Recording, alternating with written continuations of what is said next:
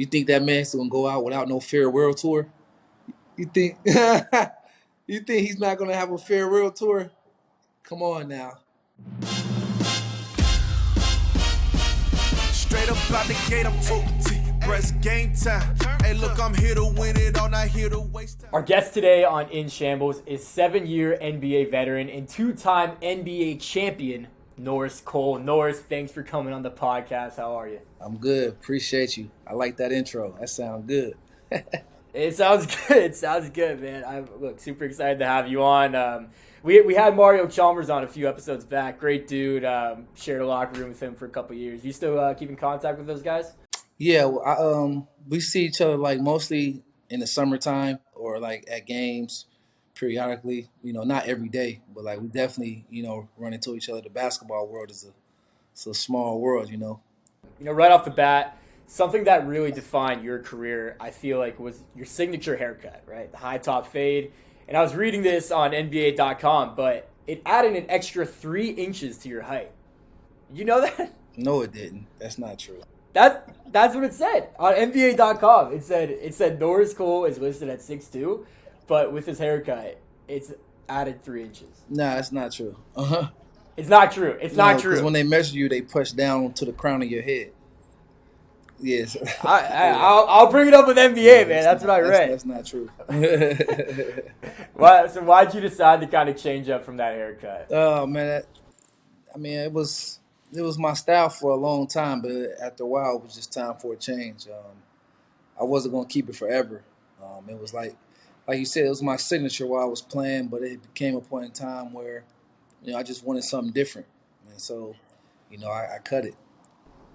Definitely, man. I remember when you were playing with the Heat in the finals. Now it's like when I really started paying attention to basketball, and I wanted your haircut. I couldn't grow it. It wouldn't work. It wouldn't work for me.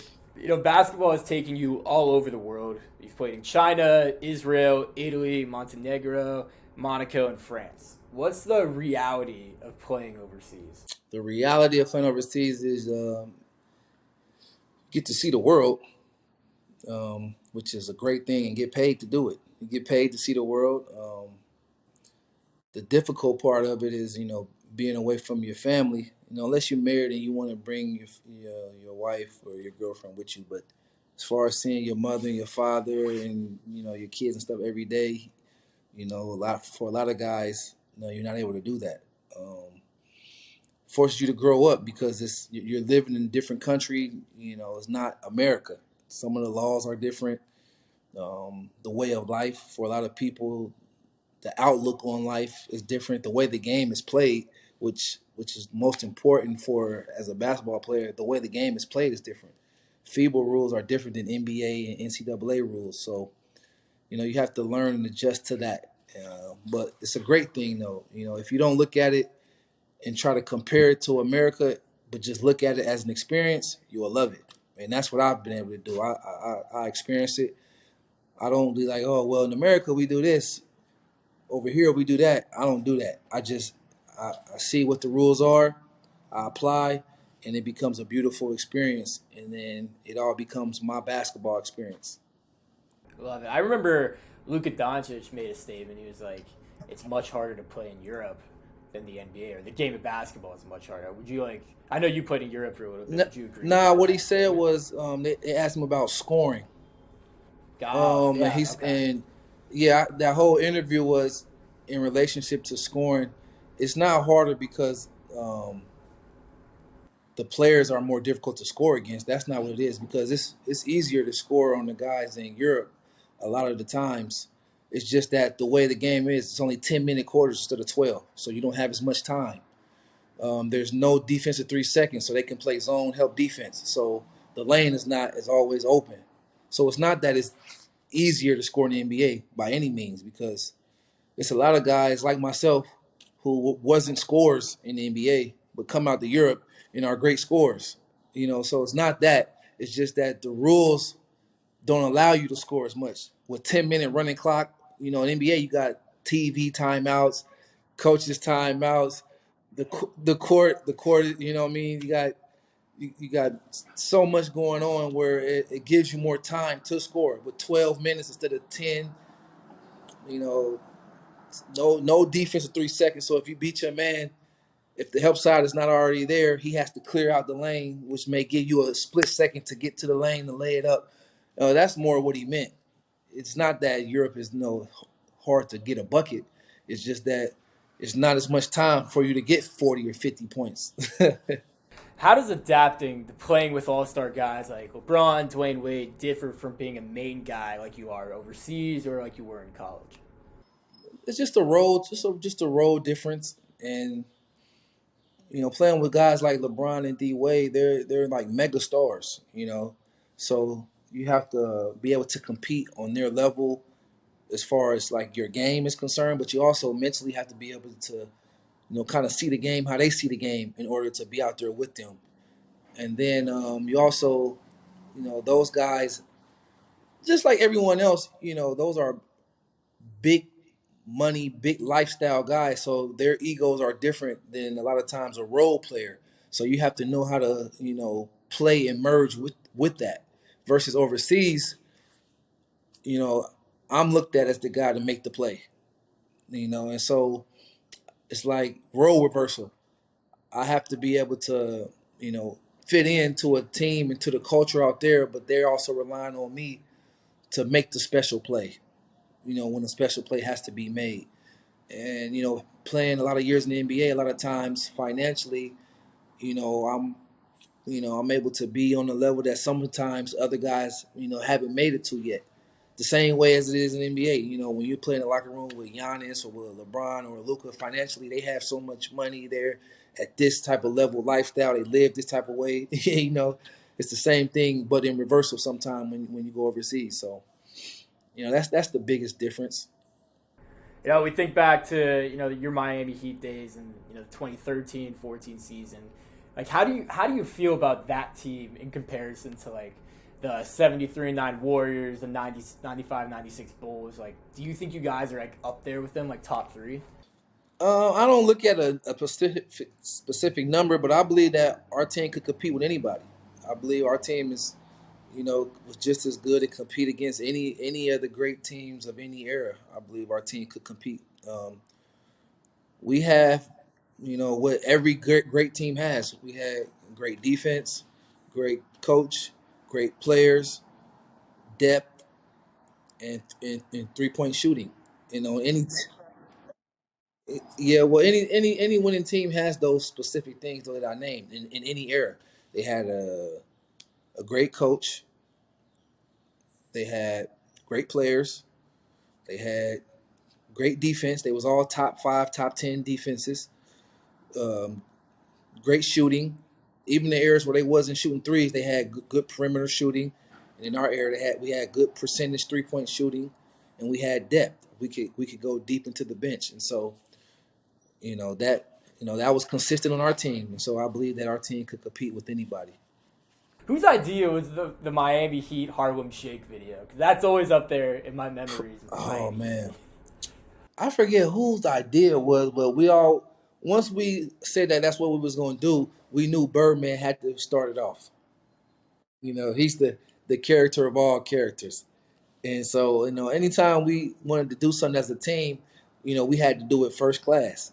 We had, and so we was like, if we're gonna do this video, we got to make it the best. And so D Wade brought in some costumes, some props.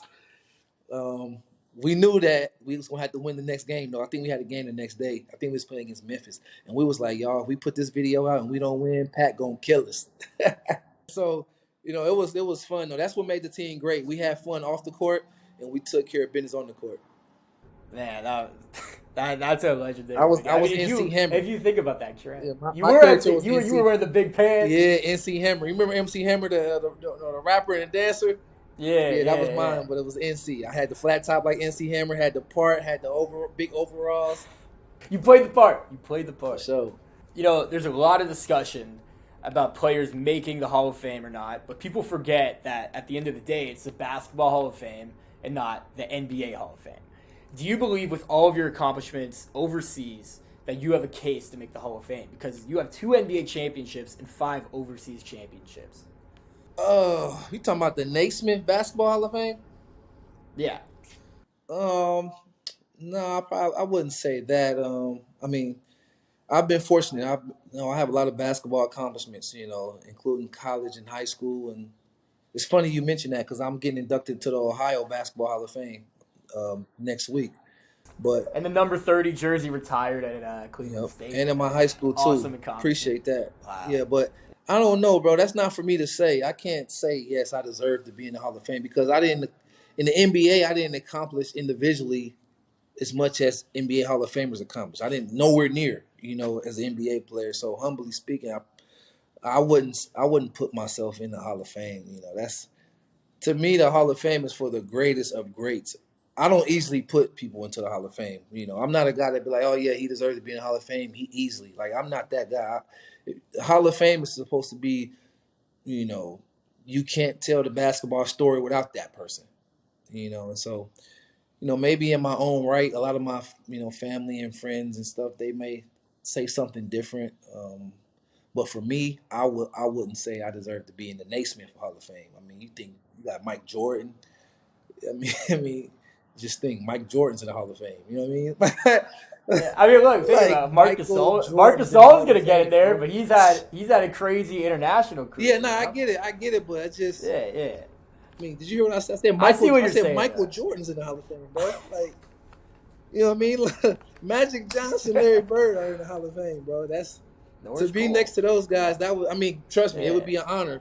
I would not turn the invitation down if I worked hard. I put in a lot of work and all of that, all of those things. But I can't say that I deserve to be in the Hall of Fame next to Mike Jordan, bro. I respect your answer. It was very well said. Yeah. I respect your answer. Appreciate that, bro. But in terms of overseas accomplishments too, Yeah. I get you. I think you can make an argument. Hey, listen, I'm with you, and I appreciate that because I definitely put in. I'll start the argument. I appreciate that a lot, brother. I appreciate that. I got you. Let's think about the Miami Heat days. You guys faced the Pacers in 2 straight conference finals. Those were all-time matchups. Did you see the Lance Stevenson blow happen in real time? Actually, I didn't, bro. he's so funny, bro. Back in the day, he was a character. But no, Yeah. I didn't see it. We was locked in. LeBron didn't even flinch or anything. Bro, it was such a high. You gotta think that's a high intensity moment at the time. Yeah. And then for him to do that, no, I didn't see it in real time. But obviously, it was everywhere. Yeah. They did it like the S. And LeBron did a great job keeping us cool because if anybody's ever blown in your ear, that's not really that comfortable of a thing, especially another man blowing in your ear while you're trying to be serious. That ain't cool. Why do you think Paul George and the Pacers couldn't beat you guys? I mean, they could win games, but they couldn't beat you in a series. That's a lot of things. I think timing is everything. It was our time. It was just our time. They were great opponents, and they pushed us as you know. They pushed us in those series, but I think it was just our time. And I mean, LeBron, D Wade, CB, those are great players in their prime. Well, Bron's prime is forever, but in their prime and stuff like that, it was just the right time. They were young. They were younger than we were. A lot of guys on our team had already been battle tested in the playoffs. Had already been through the fire. So it was just like I said, it was just our time. Do you think there's a place for you in the NBA today? Do you feel like you could still play in the NBA? Oh, absolutely, absolutely. I can still play in the NBA. There's no question about that. But you can't control circumstance. Things happen over time and with people, and the game changes. But for sure, I can definitely play in the NBA. I'm still fast, still quick twitch, still in great shape, still competitive. Still can pick up 94 feet, still can get through ball screens.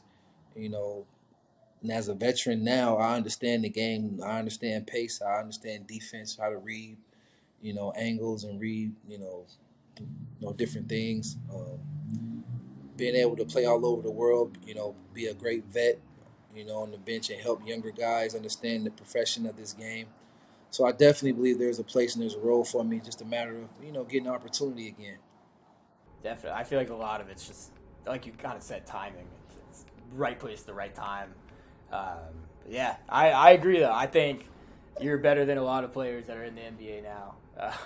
Not gonna name names. Nah, we don't gotta name names because guys that make it to the NBA, they worked hard, worked their whole life to get there. And so anybody who's ever been able to be in that special era of player, obviously, I would never want to hate on somebody, but I definitely believe there's a spot for me and I'm deserving, and I'm gonna keep working, and I'll get there if it's the Lord's will. I'll get back. I'll be front row. I'll be courtside. I'll Absolutely, be absolutely. courtside. Y'all keep giving me shout outs and keep my name out there. We'll Yeah, make it happen. always, always. What do you think? What is next for Norris Cole? Oh well, like I said, I'm still playing right now. I still have that fire. I still have that will and the ability to play. But Still got that dog. yeah, well, it's because I have the ability to. You don't want to waste what God has blessed you to do. He blessed me with good health, good strength, good athleticism. So I want to do that, enjoy that blessing as long as I can, because once it's over, it's over. So I still have good 3-4 years left of doing that. Um, Maybe more. I don't even want to put a limit on it, but at least that. But afterwards, I want to give back to the game. I just don't know in which form. Do I want to do it in coaching or training? Being a trainer, or do like media. Because I enjoy speaking. Um, I have a lot of insight. On the game You in the got a locker great rooms. voice too, by the way. You got a great Oh, I voice. appreciate that, brother. Yeah, I appreciate that. Yeah, so I'm definitely gonna be around the game. I just don't know which way, and I don't have to limit my way. I could be a coach or a trainer and do media. You know, so I'll figure that out though. But I'm going to give back to the game and be around the game in some form or fashion, because all the knowledge that I've been blessed to acquire and learn over these years, I have to give it back in some form. And that's the fun part, man. Yes, You got a lot of time to figure it out. and having options. It's nice to have options. It's nice to have Yeah, options. 100%, Yeah. 100%. One of my last questions for you here. So the Heat lost in the finals in 2011, but won back-to-back championships the next 2 years after they drafted you. Were you the missing piece to get LeBron and the Miami Heat over the hump? I like to say I played a role in it. You know, I like to say that I played a role. I'm not gonna say I'm the piece, but I definitely played a role, because if you notice the series against Dallas, it wasn't just the struggles of the big three. It was trying to contain JJ Barea in those fast guards, and Jet, Jason Terry. Throughout those playoffs, it was a challenge sometimes going against real fast elite guards, and so that's why they brought me in to be able to counter that and be able to guard those what we call speed demons. Guys that are real fast and athletic and things of that nature. So I definitely played a role. I definitely earned my ring, bro. You did. I You earned earned your it, ring. You and they earned both and of they them. and they let me Both know. of them. My teammates, obviously, if you know anything about the Heat, they don't normally play young guards. And throughout their history, but I was able to earn their trust. I earned Spo's trust. I earned LeBron D. Wade, Chris Bosh, Mike Miller, Shane Battier. I earned all of those guys' trust for them to put me out there, when it mattered the most. And so that just came from hard work. And so I'm forever. That's why I said Spo's my guy, because he drafted me and then he put me right in the fire, and allowed me to have an impact on winning. And so I'm forever, appreciative and grateful for that. Coach Spo, I mean, I think somehow he's still underrated. I mean, I he's feel only like he's still underrated underrated. to basketball casuals. Because if you're a real Yeah, basketball guy, you know. Spo is one of the goats, man. He's one of them. He's one of those guys. He's a top guy. Don't get it twisted. In the world of coaching, he's one of the top guys. One of the reasons, though, people maybe don't talk about it the most is because a lot of coaches had to coach a lot of different franchises. So they got to know and be around a lot of different people, a lot of different players. Spo has been in one franchise whole career. So that's one of the reasons a lot of other fan bases don't know him, because he didn't coach for them. He wasn't assistant coach here, assistant coach there, assistant coach over there. He's just been in Miami the whole time. So that's one of the reasons why. But everybody in the basketball world, they know Spo's a top coach. He's a top coach. Do you think LeBron is actually going to retire this year? Because he said he was thinking about it. No. I think there's no chance. There's no chance. No, absolutely not. You think that man's going to go out without no farewell tour?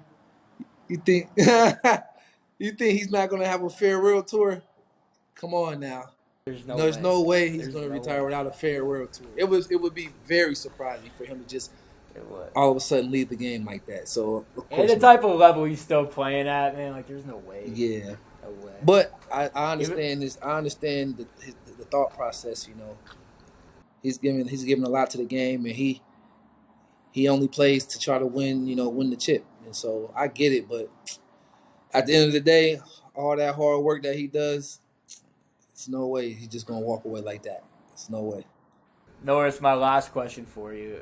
Like you said, the game of basketball is giving you a lot of life. You want to give back to basketball. You know, what is your goal? You know, when it's all said and done, you know, what do you want your legacy to be? I want to be known as a person who sacrificed to get where I was at. You know, sacrificed my time, my body, the grind. You know, I sacrificed a lot. A person who gave back to my community and to those who, you know, helped me, and a person who inspires. You know, that's what I want to be known as. I want to be known as a person who sacrificed, who gave back, and who inspired. I love it. And not only is your last name and jersey hanging up in the rafters, but you're forever a part of the Heat organization, and you know you've created a lot of memories for a lot of NBA fans out there. So, you know, thanks for everything you've done for the game. You're still doing for the game. And thank you for coming on In Shambles, man. It's super great to have you. Man, I appreciate that. Shout out to Heat Nation. Shout out to Cleveland State. Shout out to Dayton Dunbar. All right, man. All right. Thank you for watching this episode of In Shambles with Norris Cole. We'll see you next time. Y'all look nervous. Breathing all heavy. Look, we gon' keep it going till it's raining confetti. I'm in the camera smiling cheese. Don't it look like some confetti? I got it.